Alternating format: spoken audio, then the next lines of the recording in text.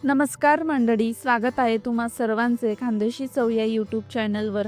आज आपण अगदी कमीत कमी साहित्यात झटपट तयार होणारे लिंबाचे क्रश लोणचं बघणार आहोत। कमीत कमी साहित्यात तयार होतं पण खायला अप्रतिम लागतं आणि तुम्ही हे लोणचं उपवासाला सुद्धा खाऊ शकतात। चला तर मग रेसिपीला सुरुवात करूया। सर्वप्रथम मी इथे स्वच्छ धुवून घेतलेली 8 ते 10 कागदी लिंबू म्हणजेच बारीक सालीची लिंबू घेतलेली आहेत। लिंबाचं लोणचं घालताना नेहमी बारीक कातळीची लिंबू घ्यायची।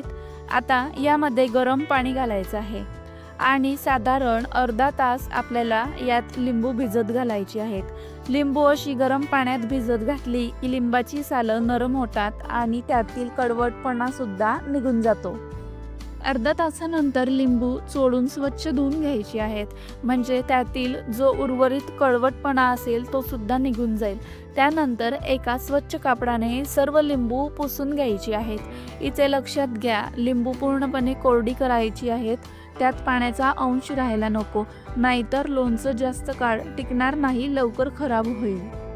लिंबू स्वच्छ पुसून झाल्यानंतर सर्व लिंबू कट करून त्यातील बिया काढून घ्यायच्या आहेत।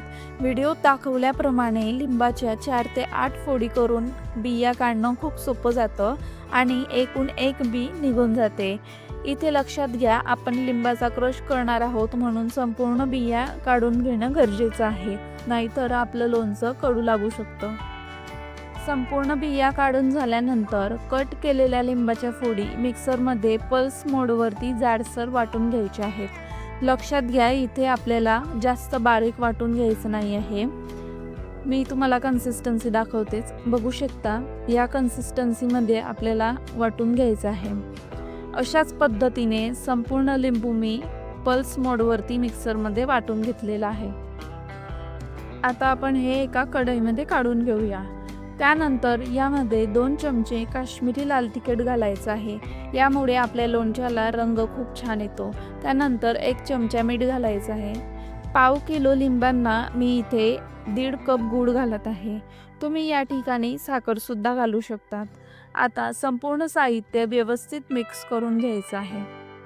गुळाला पाणी सुटेपर्यंत आपल्याला व्यवस्थित मिक्स करून घ्यायचं आहे। त्यानंतर 15 ते 20 मिनिटे यावर झाकण ठेवून द्यायचं आहे। अर्धा तास झालेला आहे, उघडून बघूया। तुम्ही बघू शकतात संपूर्ण गूळ चांगला विरघळलेला आहे।